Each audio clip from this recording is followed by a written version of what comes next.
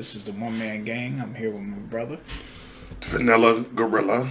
And we are the Gorilla Gang Podcast 3421. Make sure that you're not just watching on Facebook Live, that you're going to our YouTube channel, which is Gorilla Gang 3421. Like, subscribe, watch the videos. The videos will be segmented from here on out. If we get any requests to do a whole video together, we will go ahead and do that. But for now, they're just going to be segmented videos. We have some interesting things to talk about today. Hit the bell notification too. That way you get notified when new videos are uploaded. There you go. My brother here decided that he was going to do the Hangover podcast today. What's funny is I actually, indulged a little bit yesterday too, but I didn't go too far. Man, you have those nights sometimes, man. I woke up with a whole steak in the fridge and some asparagus on the plate. I was like, wait a minute, what the hell just happened? But nah, it's cool. I was trying to get it out so I can go March 1st, start fresh. Oh, there you go. So, as you can see, or I guess you can't see, he has a big jug of water. I know he's committed to drinking water and not even doing the little Crystal Light sugar-free decaf tea. Although you can't have this in Planet Fitness. I still have tea. But one of the things we want to talk about is, as we know, last weekend there was a big fight between Deontay Wilder and Tyson Fury, which did not make Deontay Wilder look too good. And Deontay Wilder has responded to the fight with a few excuses. First I'd like to say, before we even get into the excuse, I'm a fan of Deontay Wilder's. I don't think we kind of talked about this before, I don't think he's much of a boxer. But the reason he got into boxing at the age of 19 was because his daughter has spinal bifida, and he was looking for a way to basically provide for the expensive medical care. And he gets kudos for that from me. Right. The fact that he didn't really have any boxing skill, got into it late and made it all the way to the top. That either says that he was that good, that strong with his knockout power, or that it's just a bunch of bums in the heavyweight division. So, I'm not going to say which one it is. But it could be a little bit of both, though. It could. It definitely could. So. But Wilder has gone on to say, and I've even said on our last podcast, that it kind of looked like something went wrong with him after the second or third round. He looked like he was completely tired, didn't have his balance or what have you. And he's gone on to say that a 40-pound costume that he wore down to the ring and walked up the stairs with kind of took a toll on him, that it was a lot of exercise. Which is real funny because they showed a video where he was on Joe Rogan. Mm-hmm. And he said when he does his exercise, he wears a 45-pound vest. So this is really not making him look good. If you're used to exercising with a 45-pound vest on, why would a 40-pound costume become an excuse? Because you walked up the stairs? It just doesn't look good for him right now. Like I said, I'm a fan of his, but, it looks like he's reaching. It's a couple of things with that. He fired his ring. He actually retained him. Oh, he kept him on? He did keep him. Mark Breland. So he was, I guess, contemplating it at least, firing his ring man for throwing in the towel. Mm-hmm. But they should have thrown the towel in a couple of rounds before that. I completely agree with that. And another thing is, those guys build relationships. They've been working together for I don't know how many months or how many years, and they build relationships. Mark Breland was a Olympic boxer. He was a boxer himself, yeah.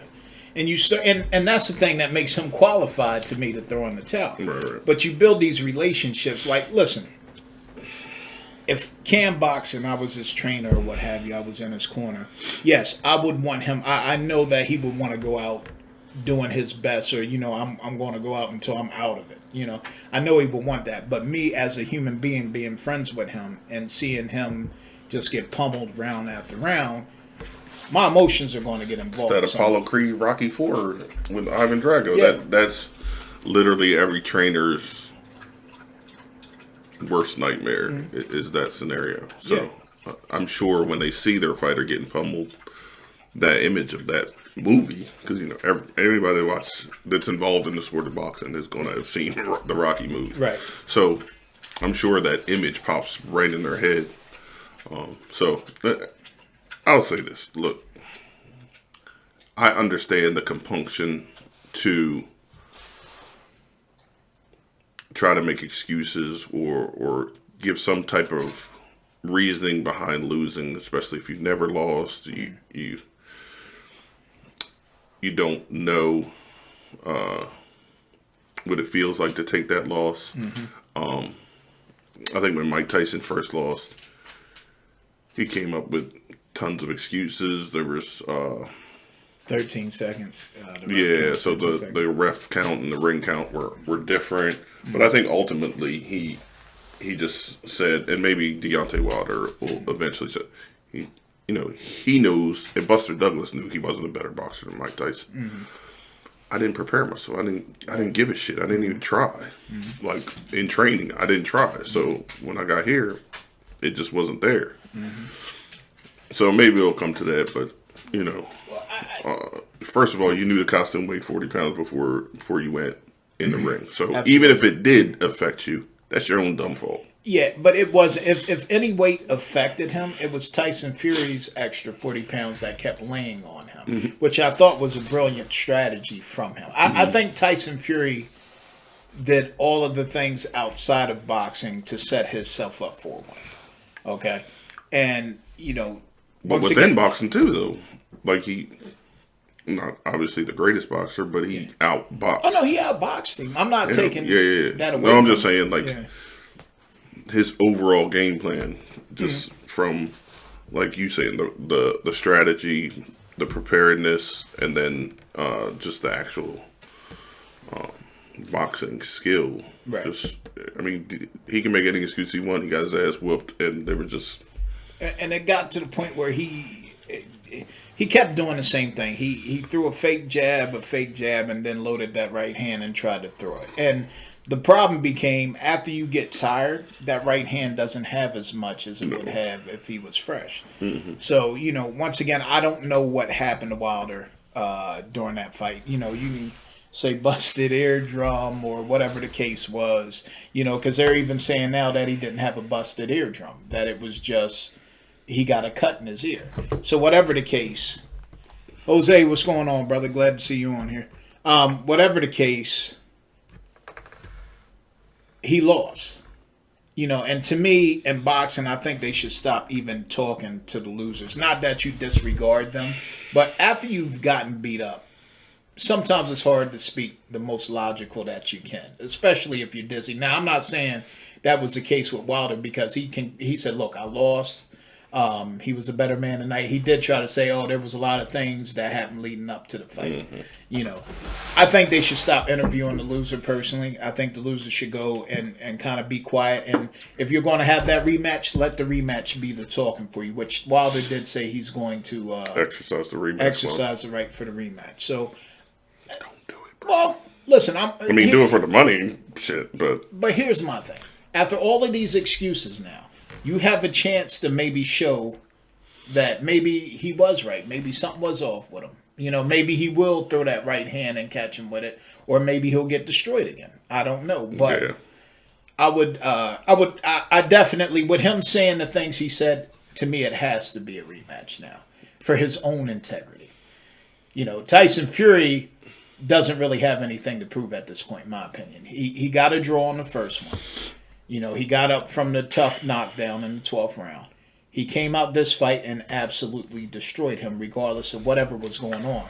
If you go into a ring and you got a bad leg, that's on you that you didn't call off the fight. And that's it. If you show up, you got to perform. That's just the way it is. Show up, you got to perform. I think I'll disagree. I think he does have something to prove. I think while there's probably not a lot of doubt that he dismantled Deontay Wilder, because of the draw, why not? The trilogy fight, just end any doubt and end any all. So I think he has a little bit to prove. And to be honest, I heard him talking. He said he might retire after the.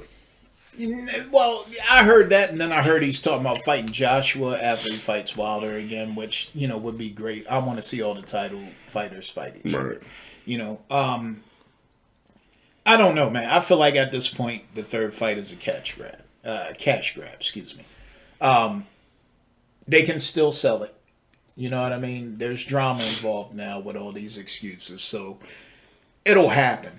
I mean, there's drama. Forget the excuses. The dude was licking blood off his neck. That's enough right there to make me want to fight you. Yeah, that was weird. I'm sorry. I don't even know what to say about that. That would make me want to fight somebody. Like, you fighting and you, like, yeah. But anyway, whatever. I mean, I look forward to it. Hopefully,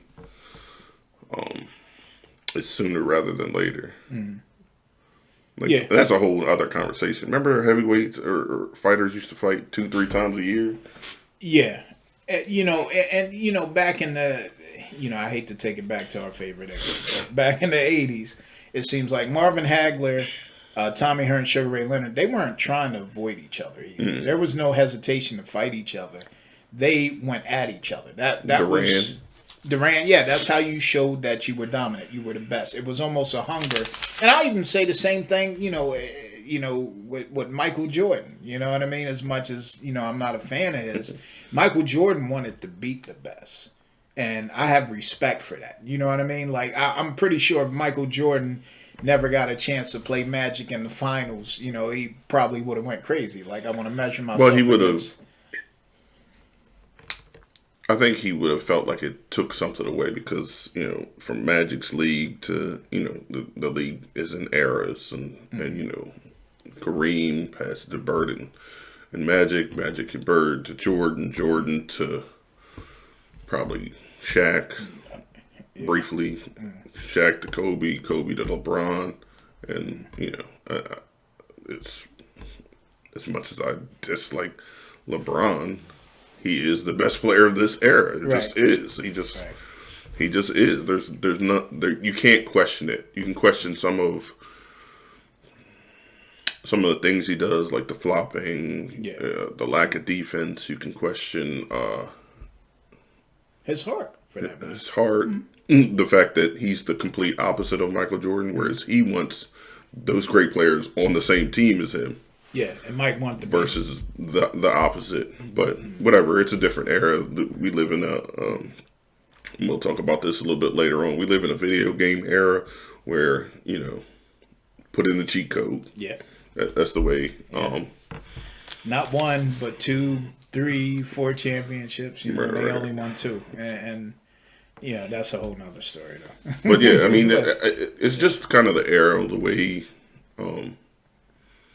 their age group, the video games, and I'm sure he put all of his players on 99 and went out there and probably, played against the season and beat. And I did this too, Yeah. I remember in the Mighty Ducks, they did the little chant, "It ain't worth winning if you can't win big." Right. But so I did that shit too. I would play Madden and create my doing when I'm done with the podcast. Create my own player and everything was on 100 and I would be beating teams 160 to nothing. But it gives you a little bit of an idea when you have that mentality. You're doing it to stuff the stats, right? Like I wanted the character Cam Henry to be the MVP of the league and win the Super Bowl. Break the 100 points in a game. I just did that on 2K. So it shows you how this era is more interested in stuff in the stats. Yeah. Let me just say real quick. My sister's on here. She had sent me some advice about the podcast. She said, you do a great job. Can I give you some feedback? I said, sure. She said, number one, you move your hands like you don't know what to do with them. You move them a lot. So, I try to now keep them folded here. I talk with my hands a lot. Yeah. I do this a lot. I didn't notice, really. Yvette, he hits me the whole damn podcast. Like, hey, he hits me the whole damn podcast. That's what he needs to work on. That's the feedback. The other thing she said was that I should probably put my drink in either a cup that's not clear or whatever. You know what I mean? But I don't know if she was talking about the beer or Probably she was talking about the tea. Probably the But beer, yeah. you know, I'm glad that she watched and she enjoyed. That meant a lot to me. You know what I mean? Because my sister give me very honest feedback. She's not going to just blow smoke for the sake of, you know, your feelings are going to, you know, feel good when I tell you did a great job. Oh yeah, good, bad, indifferent. I mean, feedback is feedback, right? Especially when you're doing a podcast. When you're doing a podcast and you get feedback, you know that they're watching. So any feedback is good, bad, or indifferent. It's just, it's good. Right. So, also I want to say this before we jump into, so I weighed myself this morning, 346.8, I believe is my starting weight. So at the end of the month, we're gonna see what I'm at the end of the month. So I'm not putting my weight on here. I know what I weigh. I'm getting to the size of a real actual damn gorilla. So Shit. you know, but yeah, we will keep up with that. Are we gonna break for this segment, or you want to go right into it? Yeah, let's break, and then we don't have to take a long break, but let's take a break, and that way it's easier for you to edit. Got you. Okay. So- All right. So we will be back in our next segment. We will be talking about why people do not allow you to have opinions, or why people get offended by your opinions as well. All right. Basically. We'll see you on a little bit.